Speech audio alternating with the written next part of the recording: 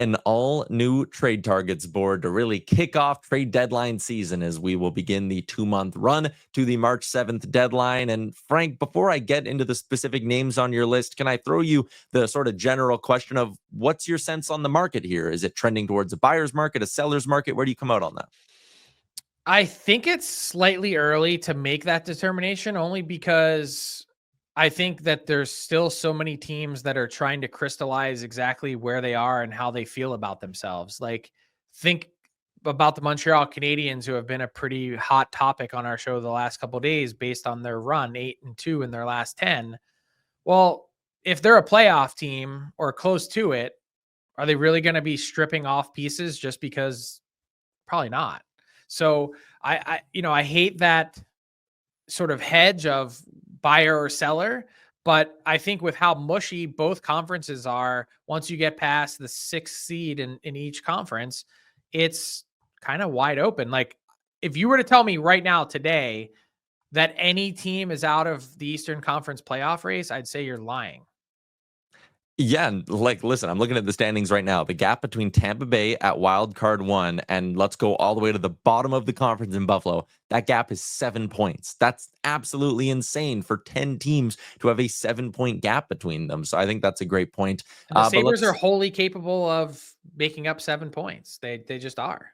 Yeah, you go 8-2 over a stretch of 10 games, which isn't even the 10-12 game heater that we've seen teams in the past go on. Look at Nashville last year. And yeah, you're right back in the mix there. Let's go to the top of your trade targets board. Frank, your number one is Brock Nelson. What can you tell us about Nelson, his availability, and maybe what the Islanders could be looking for? Yeah, so it just feels like time with Brock Nelson. There's a few things. The Islanders aren't going anywhere, and yes, I know he's a lifelong Islander.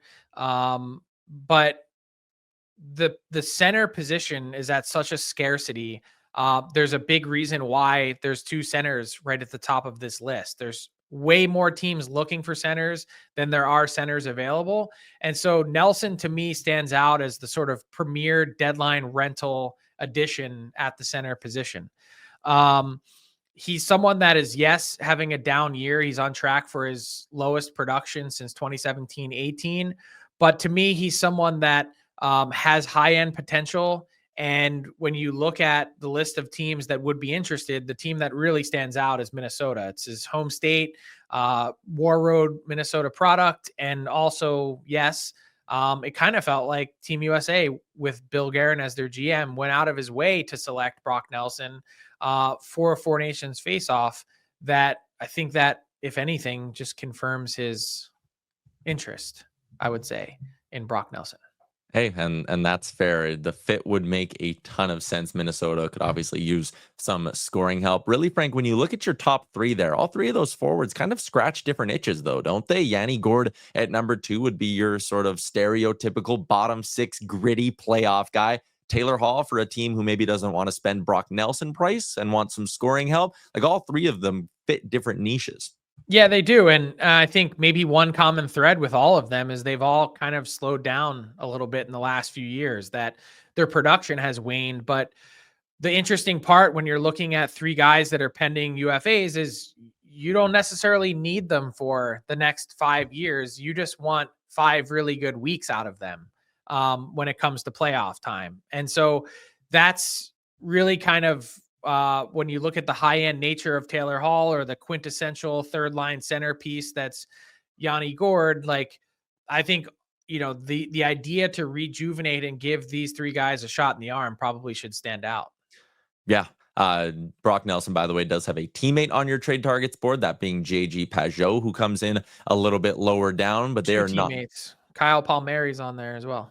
Sorry, yes, Kyle Palmieri as well, who comes in on your list at 13. But they are not the New York team that's dominating your top 25 here, Frank. The New York Rangers have four players on the board. All of them are defensemen. When you go from Ryan Lindgren, Will Borgen, who they just got from Seattle, by the way, and a couple of young guys, and Zach Jones and even Keandre Miller at 24. Do the Rangers need to be a certain amount out of the playoffs or a certain distance from a playoff spot from the deadline or at the deadline to seriously consider moving on from these guys? Or do you think they're available and willing to make moves no matter what? I think in the long haul, when it comes to someone like Keandre Miller or, I'm not talking about the sort of shorter term pieces, Lindgren pending UFA, Borgen, another guy that I thought was just a nice fit. And when you're talking about reconstructive surgery of your roster, I mean, the first thing this tells you is that this is a defense unit in flux. And Zach Jones has been part of that healthy scratch for 6 straight games. He's also on the list, trying to find him a new opportunity. They've got a lot of work to do. And when you think about the Rangers and the struggles that they've had, so many of their concerns emanate from their own end. Yes, it's a structure issue. Yes, it's also forwards playing defense better, but they need to defend better starting from their defense core out. And so I think they need to find a way to reinvent that. Borgen has been a pretty solid fit to this point. I know Zach Jones at 20 has been a victim of Euro Vakanainen coming in, and they've just frankly just given him the role ahead of Jones. But Chris Drury and his staff have a lot of questions to answer about what this Ranger defense looks like moving forward.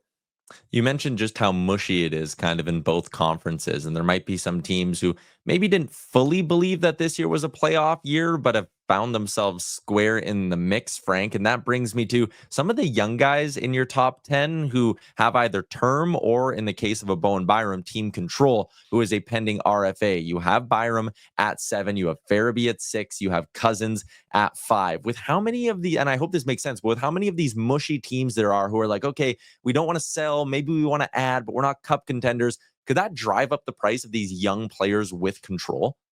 Well, I think the price is already high. So let's start there. I mean, like when you're looking at Dylan Cousins, the Sabres are still looking at him through the prism of a 31 goal, 68 point forward. Now, maybe that's unfair, and maybe a reason why a trade hasn't been consummated is because for these last 2 seasons, he's producing more like an 18 goal, 40 some point scorer.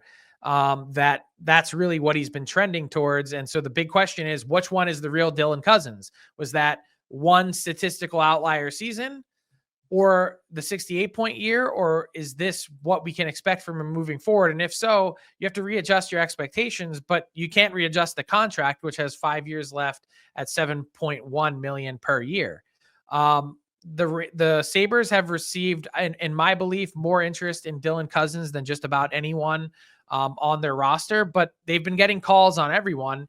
And it's one of those decisions that Kevin Adams, having seen Dylan Cousins at his very best, it's in there somewhere. How do you find a way to get that out consistently? Because if so, then he should be part of your solution. Right now, it feels like with where he's at, it's just a giant question mark.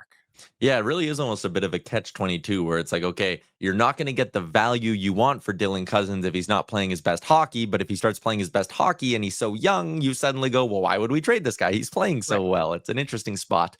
Frank's full trade targets board going to be available at dailyfaceoff.com, so you can read more about it there. And in the meantime, let's move along to our Daily Faceoff inbox question.